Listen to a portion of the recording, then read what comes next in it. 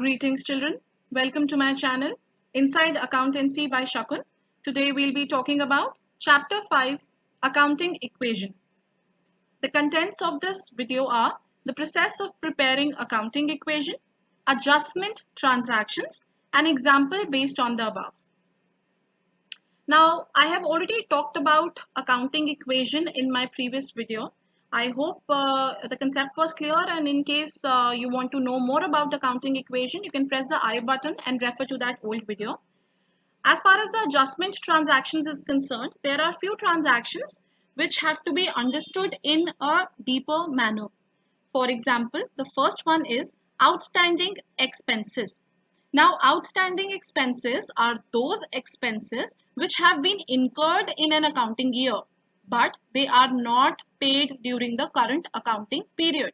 So basically, outstanding expenses are those expenses. You can just remember this short line which I've written here, that these are the expenses which are due, but they are not paid. Due means they relate to the current year, but not paid means that they have not been paid in cash. Similarly, prepaid expenses are those expenses which have been paid in advance. These expenses have been paid in advance. They were not due yet for the current year, but they have been paid for the next year in the current year itself. So these are the expenses paid in advance. As far as the outstanding expenses are concerned, their effect or their treatment in case of accounting equation would be, now these outstanding expenses, since they are due, they relate to the current year but have not been paid. So it can be considered as a liability. Why? Because the business has to bear such expenses in future. They relate to the current year. So therefore, they are shown on the liability side as outstanding expenses. So in the accounting equation, under the liability heading, we will write outstanding expenses. Also, these expenses are deducted from capital, as these are expenses, and you very well know that expense of the current year will always reduce the profit for the current accounting period, and all expenses are subtracted from the capital. Therefore, outstanding expenses will be subtracted from capital because they relate to the current year, and they will be shown or by making a new column under the liability side in the name of outstanding expenses.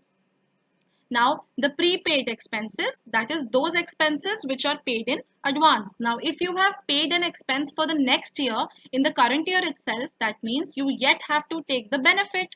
So, expense for the next year if paid in the current year, that means it is an asset. Therefore, it is shown as a separate heading under the asset side in the name of prepaid expenses. Why are they an asset? Because the firm will receive the benefit in the year to come. Also, since these expenses are prepaid, paid means the payment has been made, therefore they are deducted from cash. So outstanding expenses are deducted from capital and prepaid expenses are deducted from cash. Now, a question might be coming to your head that even these are expenses, so why are they not subtracted from capital? Because of the reason that they are not expenses of the current year. Only the expenses of current year are subtracted from capital. If they relate to the next year, they are not subtracted. Moving on, the next adjustment transactions are accrued income and unearned income. Now, accrued, you have to remember the short line which I have written. Accrued income means income which is due but not received. So, accrued income is that income which has been earned, which has been due but not received during the current accounting period. So, although we had to receive this income in the current period, but we have yet not received. Since we have not received and we have to receive the benefit, it will be a asset. So, it will be shown by making a new column under the asset side in the name of accrued income. Also, since this income relates to the current year, so therefore it will be added to the capital. Talking about unearned income is the income received in advance. So it is basically that income which has been received but which does not relate to the current accounting period. Some income relating to the next period has been received in advance. So whatever income we have received, we yet have to give the benefit. Therefore, it will be treated as a liability. So we will show it as a separate head under the liability side of the accounting equation. Also, unearned income relates to the next year. So it will not be added to capital, rather it will be added to cash because we are receiving some amount for income which does not relate to the current year but for the next year. So if we just look at the gist of what I explained, all the outstanding expenses are a liability shown separately under liability. Prepaid expenses are assets shown separately under asset. Accrued income, again, income due but not received. We have not received the benefit, yet to receive, therefore it is an asset. Unearned income, income received in advance. We have to give the benefit, therefore a liability. And the second treatment will be outstanding expenses relate to the current year. Whenever anything relate to the current year, it is added or subtracted to capital. So outstanding expenses, being expenses, are subtracted from capital. Prepaid expenses, since they relate to the next year, therefore they are not subtracted from capital but they are paid, therefore cash is deducted. Accrued income is the current year income, therefore it is added to capital. And unearned income, it means income for the next year which has been received in this current year, therefore it has been added to cash. So this is the treatment. Please remember the treatment very carefully. It will help you in solving the question. So this will be more clear with the help of an example. Show the effect of the following transactions on the accounting equation. Started business with cash, salaries paid, wages outstanding, interest due not received, rent paid in advance. So I'll be doing this step by step with you. Okay, so I'll be solving this question with you step by step. The first transaction was started business with cash 50,000. Now, when we start a business with cash, our cash gets increased because cash is coming, money is coming into the business. So 50,000 under cash. On the same time, since this is the money invested by the owner into the business, so 50,000 comes under capital also. The second transaction is salary paid 2,000. Now, since we are paying the salary would obviously be paid out of cash. So I'm writing in brackets. In brackets means it's a negative figure. So 2,000 will be subtracted from cash. And then since these are an expense for the current year, therefore the same 2,000 will be subtracted from capital. I have already explained it to you that all the expenses are always subtracted from capital. So salary paid has been deducted from cash and also from capital. Now finding out the new equation, our new equation will be by vertically solving this question. 50,000 minus 2,000 gives us 48,000 on the asset side, which is equal to the capital, that is 48,000 on the liability or capital side. So the accounting equation holds true after all these both transactions. Moving on to the third transaction. Our third transaction is wages outstanding rupees 200. Now 200 wages outstanding. Outstanding expense relates to the current year. Now since it relates to the current year, therefore this 200 will be subtracted from capital because it is an expense. It relates to the current year. Moreover, wages outstanding is a liability.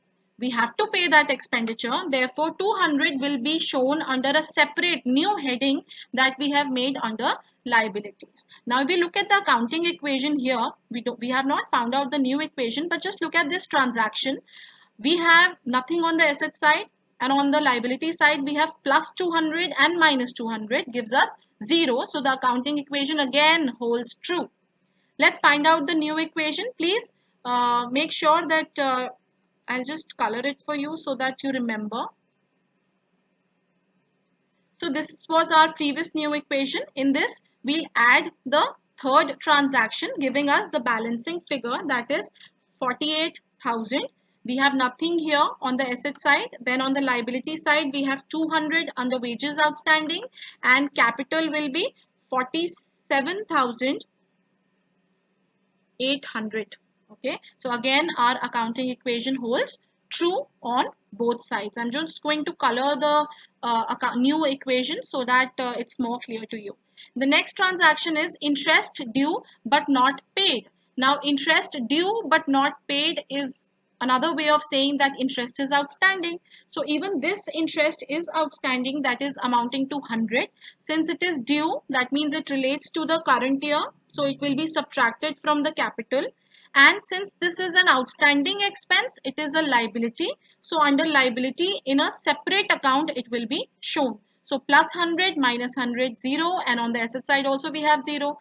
Now let's find out the new equation by vertically solving this. So for, our previous balance was 48,000, which remains the same because there is no change in the cash.